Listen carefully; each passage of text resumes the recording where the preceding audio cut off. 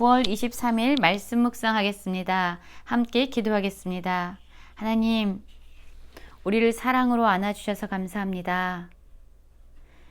우리를 찾아오시고 우리를 용서하시고 우리를 품어주셔서 감사합니다.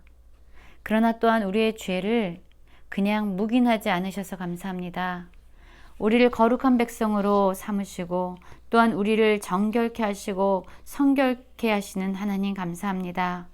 우리가 하나님께서 원하시는 것처럼 성결함으로 주님을 만나기 위해서 준비하는 자들 되게 하여 주시옵소서. 예수님 이름으로 기도했습니다. 아멘. 오늘의 말씀은 출애굽기 19장 14절부터 25절까지의 말씀입니다. 말씀을 함께 살펴보시기 전에 개인적으로 말씀을 꼭 읽으시고 묵상하는 시간 가지시기 바랍니다. 19장 14절입니다. 모세가 산에서 내려와 백성에게 이르되 백성을 성결하게 하니 그들이 자기 옷을 빨더라. 모세가 백성에게 이르되 준비하여 셋째 날을 기다리고 여인을 가까이 하지 말라 하니라. 라는 말씀으로 시작하고 있습니다.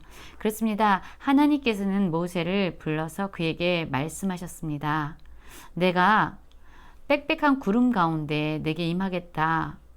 내가 강림하겠다. 내가 셋째 날 강림할 것인데 너는 백성에게 가서 오늘과 내일 그들을 성결하게 하고 그들의 옷을 빨게 해라. 그리고 준비하게 하고 셋째 날을 기다리게 해라. 그러면 내가 그들의 목전에서 시내산에 강림할 것이다 라고 말씀을 하셨죠. 그 말씀을 들은 모세는 이제 산에서 내려와서 백성들에게 그대로 말을 합니다. 하나님께서 모세에게 전해준 그 말씀대로 백성들을 성결하게 했습니다. 그리고 그들의 옷을 빨게 했습니다. 그들은 하나님의 말씀처럼 준비했습니다. 하나님을 맞을 준비를 했던 것이죠. 그리고 마침내 셋째 날이 됩니다. 셋째 날 아침에 보니까요. 우레와 번개와 빽빽한 구름이 산 위에 있었다라고 이야기하는데요. 하나님의 임재, 하나님의 강림을 표현할 때에 우레나 번개나 빽빽한 구름이 많이 묘사되어지고 표현되어집니다. 백성들로 하여금 성결하게 할 때에 준비한 것은 14절과 15절에 나와 있는 것처럼 자신들의 옷을 빠는 일, 그리고 여인들을 가까이 하지 않는 일이었습니다.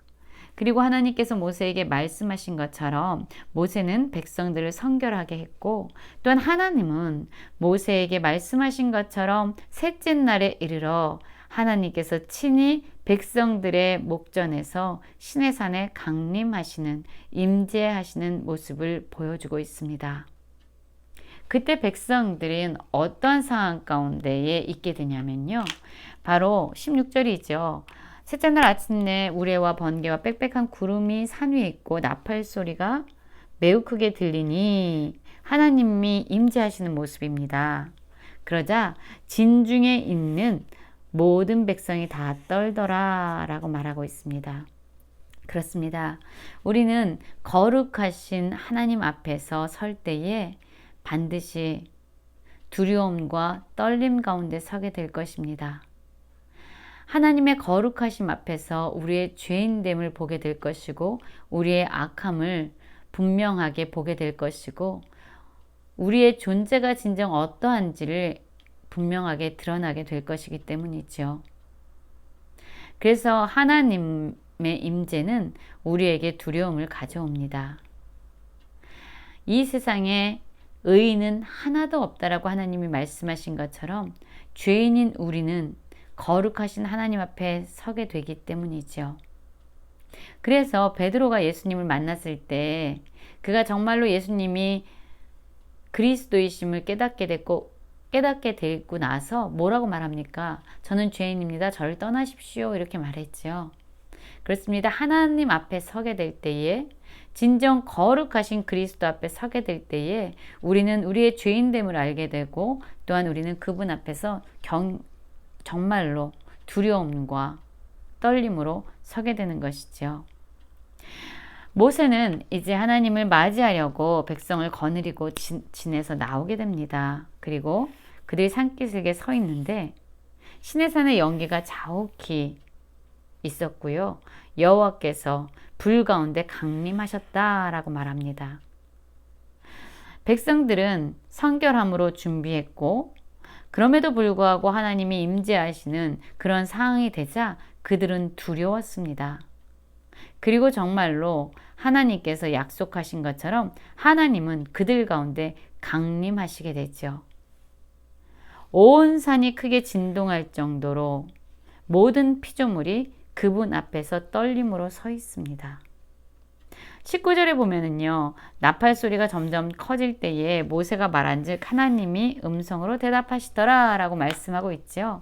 저는 이 그림이 참 아름다운 그림이라고 생각이 되어집니다. 여러분, 모세가 말을 합니다.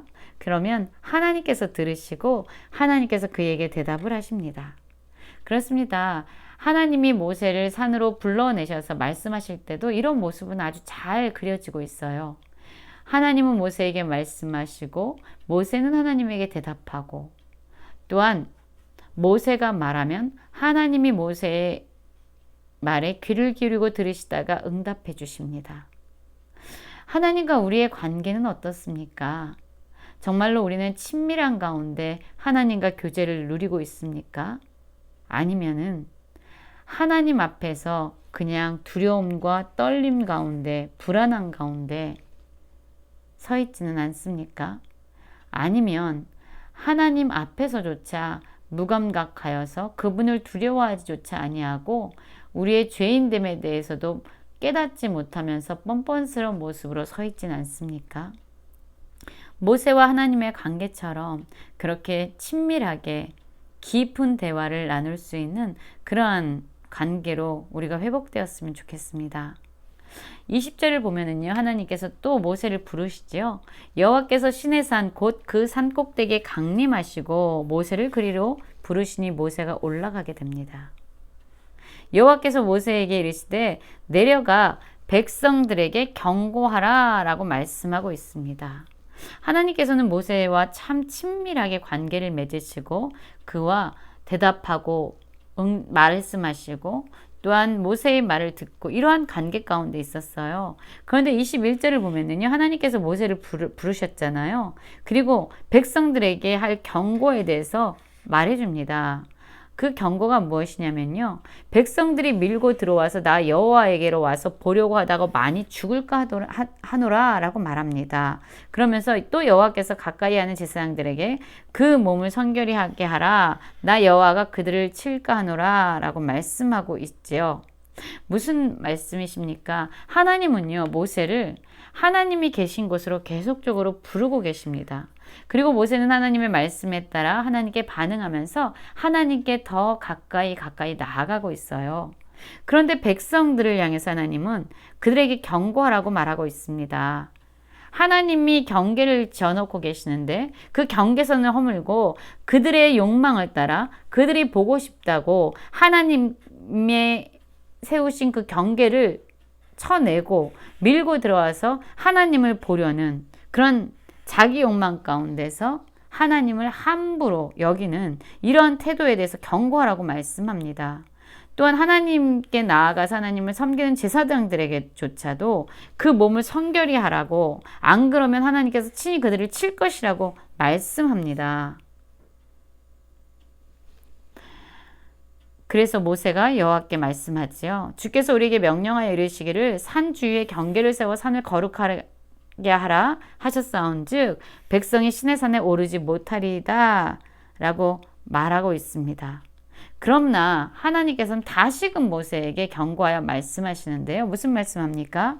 여호와께서 그에게 이르시되 가라, 너는 내려가서 아론과 함께 올라오고 제사장들과 백성에게는 경계를 넘어 나 여호와께로 올라오지 못하게 하라, 내가 그들을 칠까 하노라 라고 말씀하고 있습니다.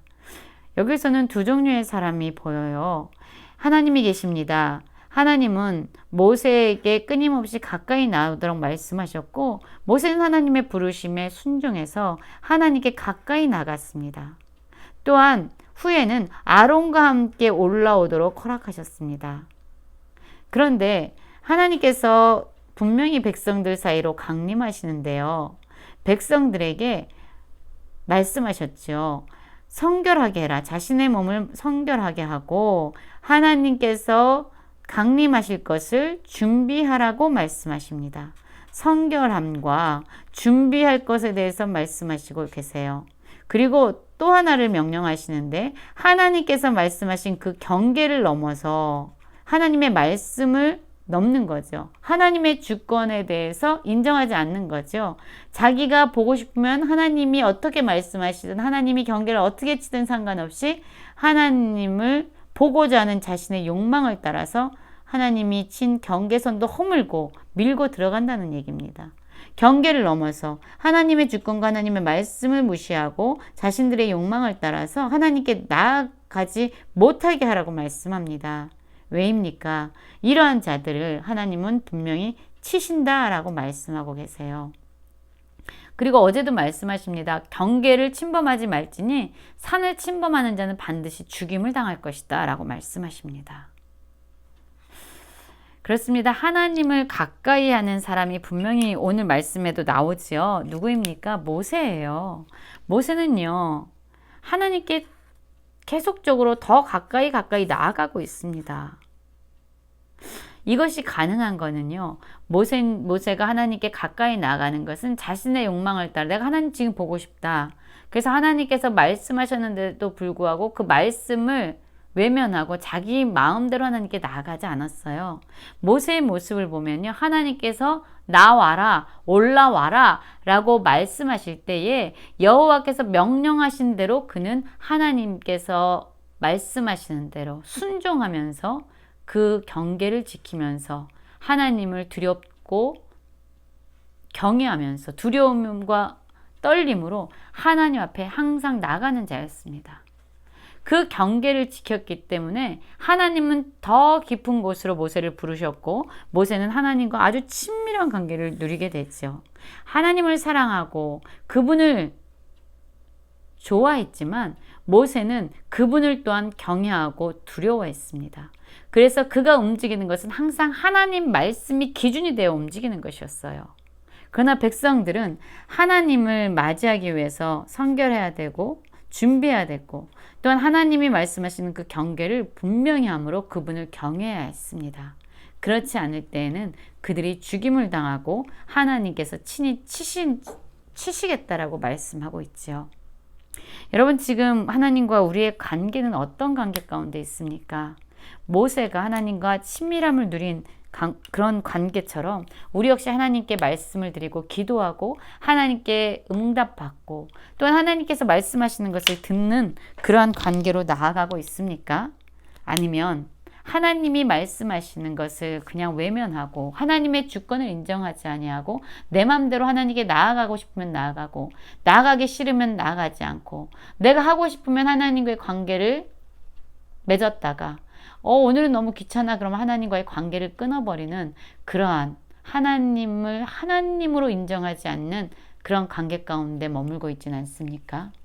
모세와 하나님의 관계처럼 항상 친밀함으로 그러나 하나님을 무시하지 아니하고 하나님의 하나님 되심을 인정하고 그분을 경외하고 두려움과 떨림으로 서 있지만 더 깊은 풍성한 그런 사랑의 교제를 나눌 수 있는 그러한 행복한 관계 안으로 풍성한 관계 안으로 친밀한 관계 안으로 하나님께 더 가까이 나가는 모든 성도님들 되시기를 간절히 기도합니다.